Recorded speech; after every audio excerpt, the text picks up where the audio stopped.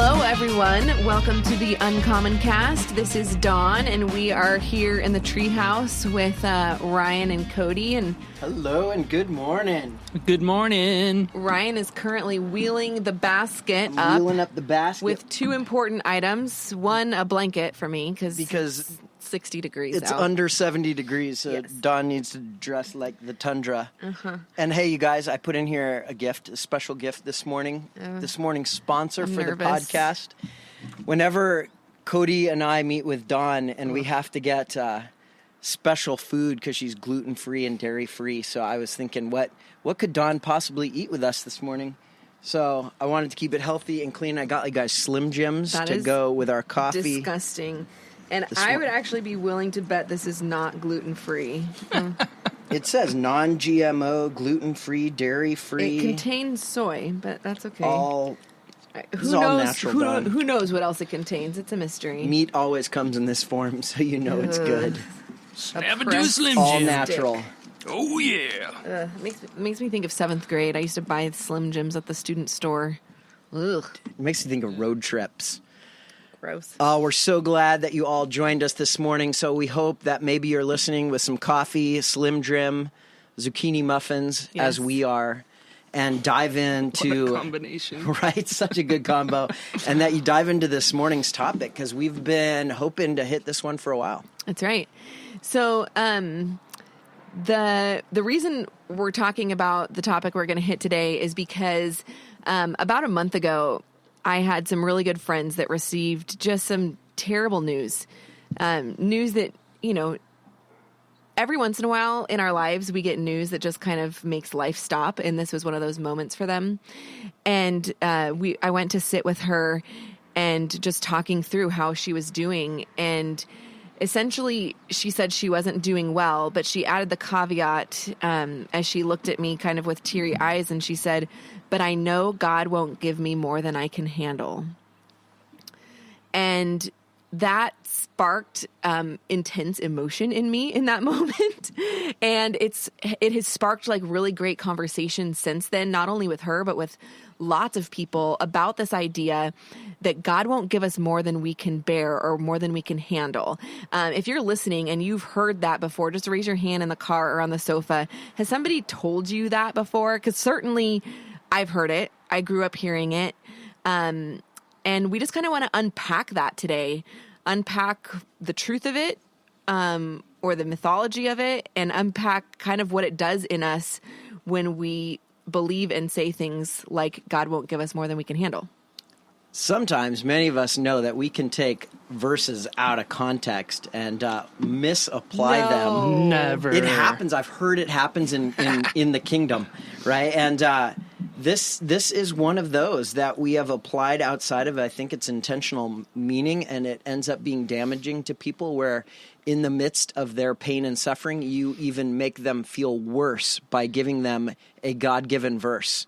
So here's where this comes from. So 1 Corinthians chapter 10, 1 Corinthians is part of a two-part letter from Paul to this group of believers, a faith community in Corinth.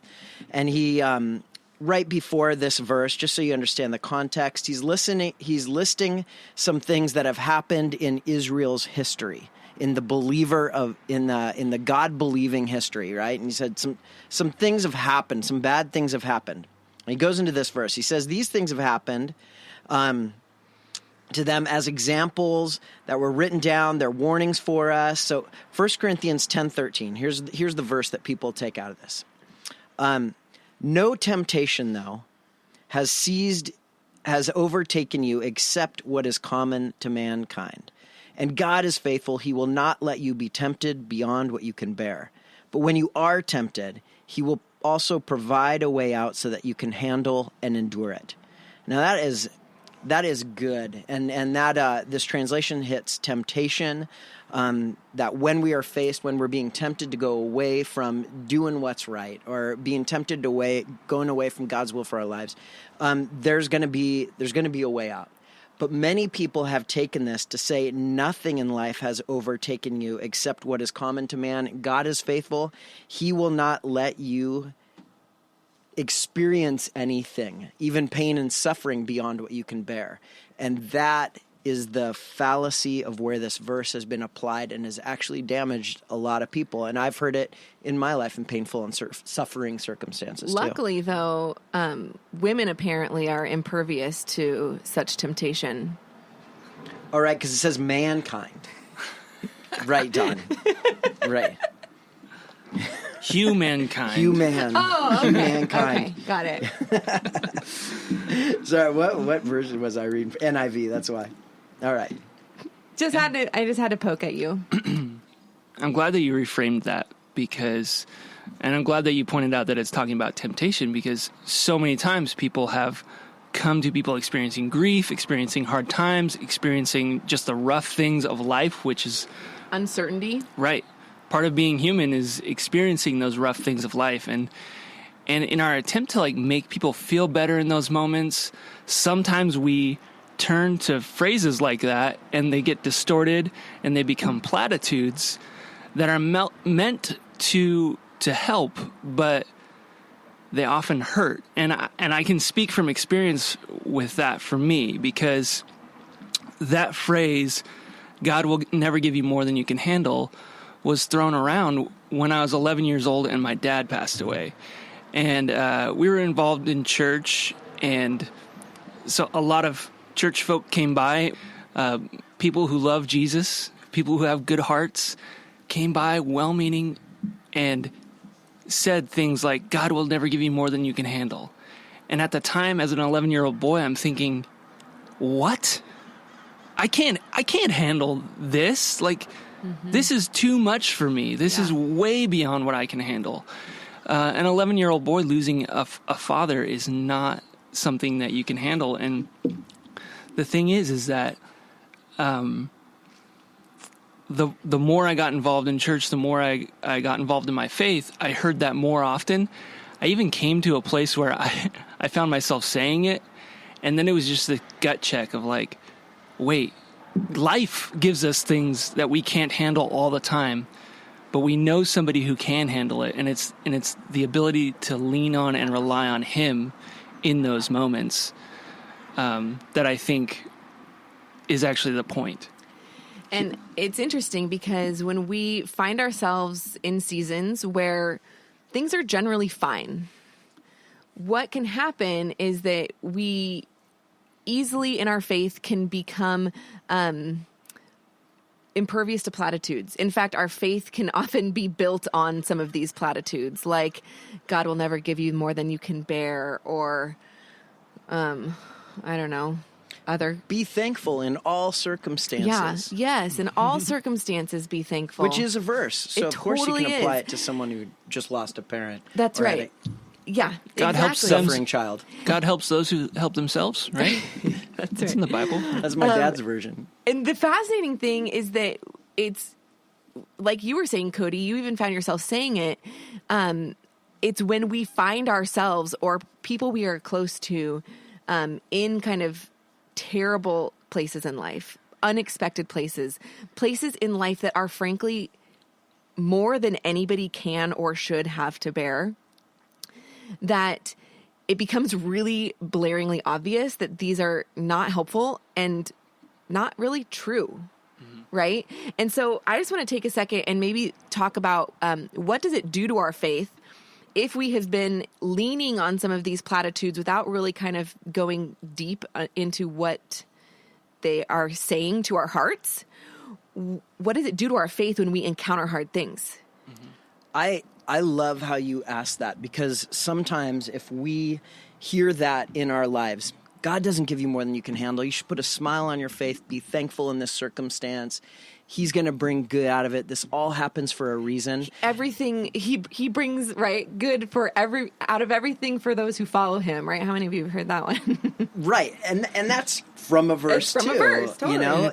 And it's true in its context. But what that does for us in that moment may sound like a challenge where someone's looking at you and your pain and suffering and That's right. grief and confusion and saying, you don't have enough faith right now. Right. You should put a smile on your face if you smile on your face if you truly believed. Right. And the fact is that is wrong. And what we see in Scripture is Jesus and a God that comes alongside people in their pain and suffering and does not tell them to buck up, but meets them in it. That's right. And says, I am here for you. I'll surround you. My heart goes out to the suffering. My heart goes out to the broken. You don't need to smile now, and you don't even need to understand that's okay. Mm-hmm. And I think that approach is what we should do for each other. Because we can tend to drop those platitudes and maybe it's a way to make somebody feel better, but then we get to walk away. And we feel like we've done something. But sitting with somebody in the mess, in the grief, in the hard things, and walking with them through it is so much more effective and helpful than those words. Right. It's not the quick fix, but it certainly is more powerful and meaningful in the long run. Because what I think of, like you were saying, Ryan, when I think of God doesn't give me more than I can bear, and I now am carrying that in my heart, and I encounter something difficult, that does the opposite to me than tell me I need to lean in. That says, just try harder. Mm-hmm. Just do better. Like, just grit your teeth a little bit more and make it through whatever BS is going on in your life, whatever hard news you just got. You need to make it work.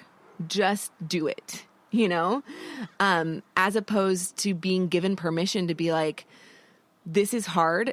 I don't have the skills or the faith or the strength to do this. What can I draw on that will get me through this? Mm-hmm. Because at some point deep in our gut, we know we don't have what it takes to get us through whatever this season is, And I think what God does in that is doesn't give us a truth that fixes, like you said, but God surrounds us with people that incarnate his love and presence. Yeah. So it is one thing that we need to lean into God in those circumstances. God, I don't know. This is too much. I can't handle it. God, help me through this because I can't, right? And I think one of God's greatest gifts is just people to enter the shit with you, right? And to say, I'm here with you. I'm here to stand by your side. I'm here to be present. I remember at one point, Dawn, you and I had a professor, Pam Powell, and she was talking about how to best counsel people in pain and suffering and in death in the family. And she told a story once where she arrived at a house and she was brand new to this pastoral counseling thing, didn't know what to do, what to say. And she sat on a piano bench while the whole family was getting together and mourning and grieving. And she was like, I don't know what to say. I'm just going to sit here and God, please use me, give me words, give me whatever. It was hours. She was there and the family thanked her later, and she's like, I didn't do anything. I didn't do anything. I didn't teach anything. I didn't fix anything. And they said, you were present. You were there with us. Yeah. And that was, she was embodying that God is there with you in the pain, and surrounding you with a community of love and support. And maybe that's the message that we need in it. I was reading this last week about how a therapist dealt with this question. It's in an article where this therapist is just making a case like, people, we need to stop telling people that God doesn't give us more than we can handle and using 1 Corinthians 10:13 out of context, where in fact, he even makes a point in this. It says that the Bible actually even teaches the opposite. At times, God does give people more than they can handle. And he shows up to be for them what they can't be for themselves. So this counselor goes to another place in Scripture. It says, may I give us a new text to go to with pain and suffering and more than when we have more than we can handle. And he says, use 2 Corinthians 12, 7 through 10. And let me read it really quick, and then I'll read you his verse. And here's 2 Corinthians 12, 7 through 10. Keep me from being too elated by the surpassing greatness of revelations. Keep me from being too joyful about all these good things going on. For I know a thorn was given me in the flesh. There's something that Paul was dealing with. We don't know what the thorn in the flesh was, but it was constantly in his life. It was constantly a pain, and he constantly prayed for God to take it away, and he didn't. 3 times I pleaded with the Lord about this, that it should leave me. But he said to me, my grace is sufficient for you, for my power is made perfect in weakness. So Paul goes on, he says, therefore I will boast all the more gladly of my weaknesses, so that the power of Christ may rest upon me. For the sake of Christ, then, I am content with weaknesses, insults, hardships, persecutions, and calamities. For when I am weak, then I am strong. So the counselor takes this verse, and this is what he says. He says, I propose we cease saying God won't give you more than you can handle. And we begin to encourage people by saying God will give you all the grace you need in every situation you face. Mm-hmm. God isn't standing there to judge you and say, buck up, get out of this with a smile on your face. But he's saying, hey, I'm going to give you all the grace you need because I know suffering myself. Mm-hmm. And here's the grace for however much time you need, whatever processing you need. My grace is sufficient for you. And I think that gives us permission to be real, to be honest. A lot of times concepts or people saying things like God won't give you more than you can bear drives us to an inauthentic living, an inauthentic faith, where we feel like if we are good followers of Jesus, then I should be able to handle this and trust that God won't give me more than I can bear. So I'm just going to smile, right? I'm just going to pretend like everything's fine, even though I need a place to lean into. I'm not going to access that. But I want to shift so we stay on time to ask this question. If that isn't true, if maybe those of us have been believing God won't give us more than we can bear for a while now, or it's something that we've carried in our hearts, if we need to shift our understanding, what is true? What can we lean into in hard times? I love that topic or that verse about grace. But what else? What is God up to in the hard things, kind of? All 3 of us actually have been listening to a podcast, not a podcast, a book on tape. I get confused because it feels like a podcast because I'm listening to it in my car. But Rob Bell's book called What is the Bible? And he reads this quote, and then I want us to discuss it. He says in, what is this? Ephesians 1, verse 9. He made known to us the mystery of his will according to his good pleasure. This he is God. So God made known to us the mystery of his will according to his good pleasure, which he, God, purposed in Christ or planned in Christ to be put into effect when the time reaches its fulfillment. Okay, that's a lot of words. But here, tune into this part right now. So his purpose, what he wants to do, his good pleasure is to do this thing, to bring unity to all things in heaven and on earth under Christ. So what does that mean, and how does it help us as we kind of walk through hard things or deal with the pain and suffering and confusion that life throws at us sometimes?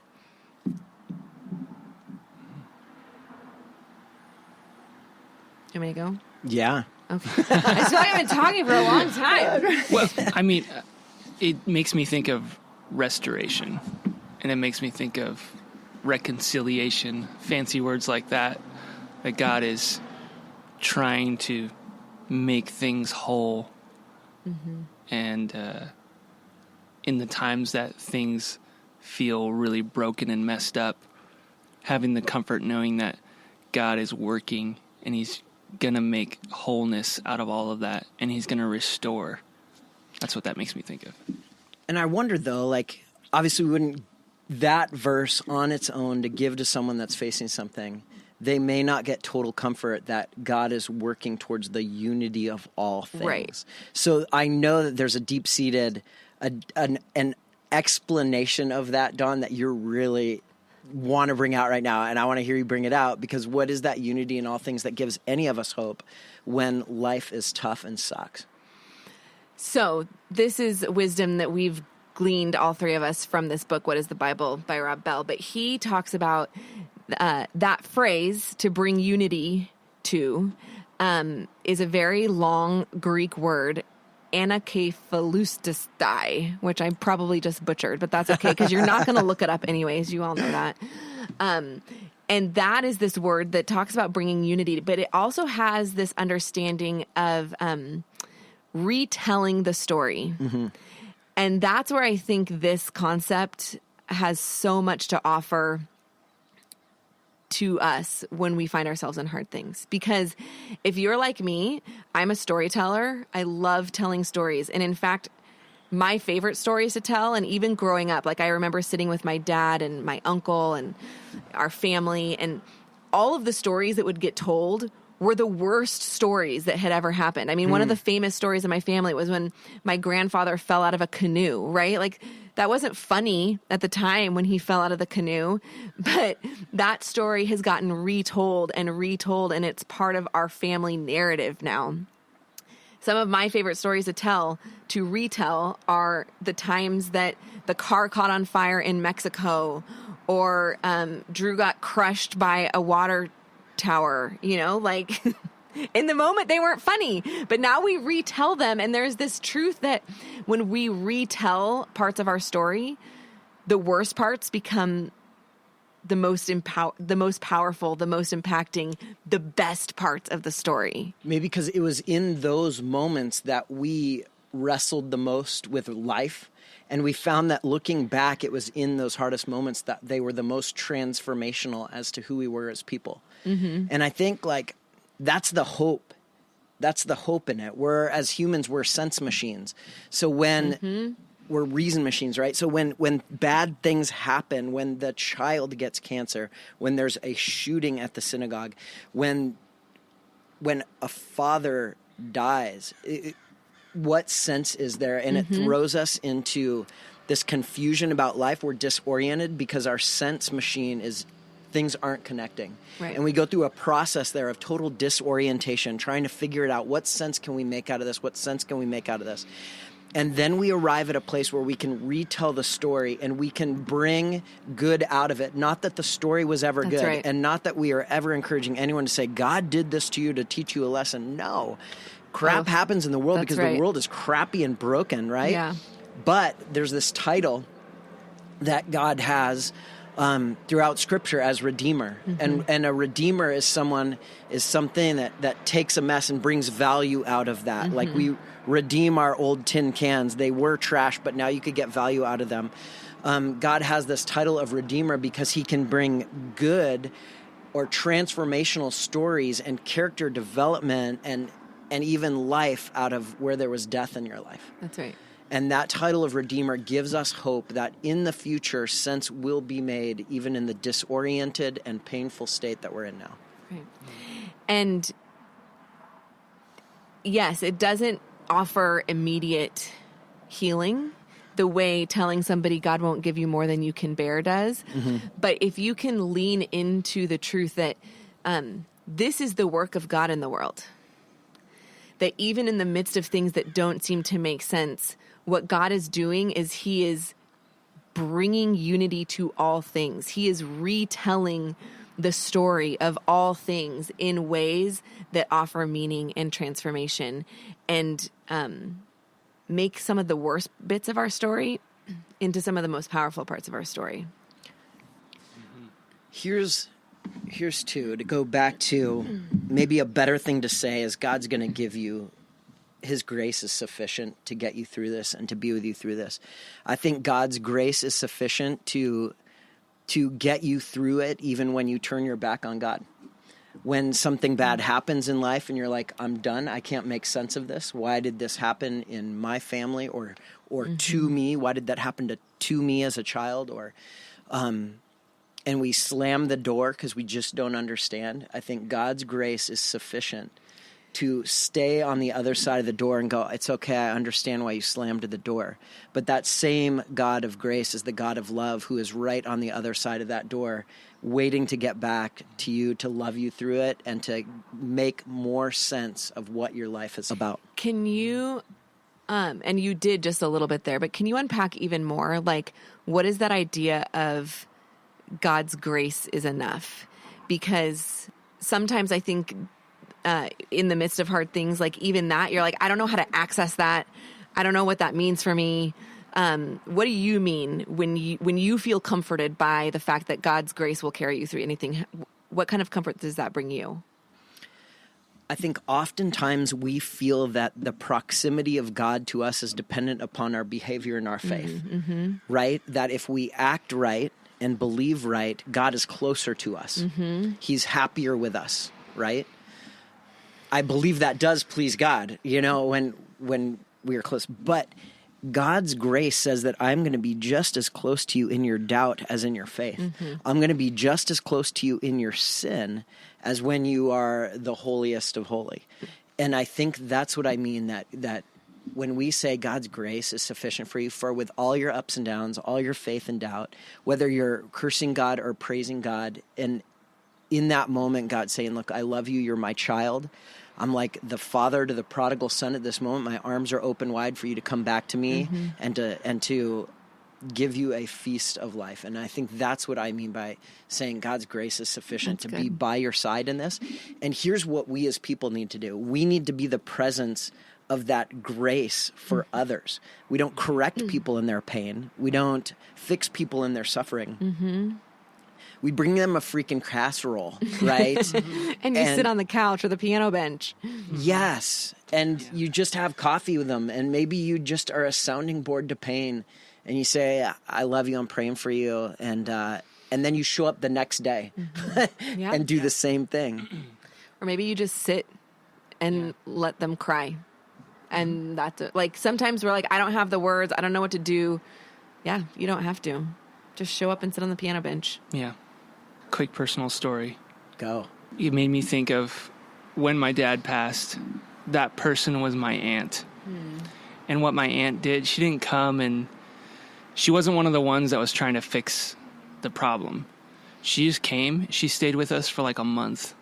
She just stayed with us. When my mom couldn't handle the grief and still be a mom, my aunt took us out to lunch or took us to Walmart or took us to the park, whatever. And I think the power in just people being with one another through all of it. I would be bold enough to say that that's, I think, how God carries us through. That's good. But so if you are finding yourself in a situation where it's more than you can bear and you need some hope, reach out to somebody. Reach out to us. We'd love to encourage you. Yeah. And don't try to walk it alone. Don't try to bear these things alone, because God gave us people. He gives us grace, and we're here for you.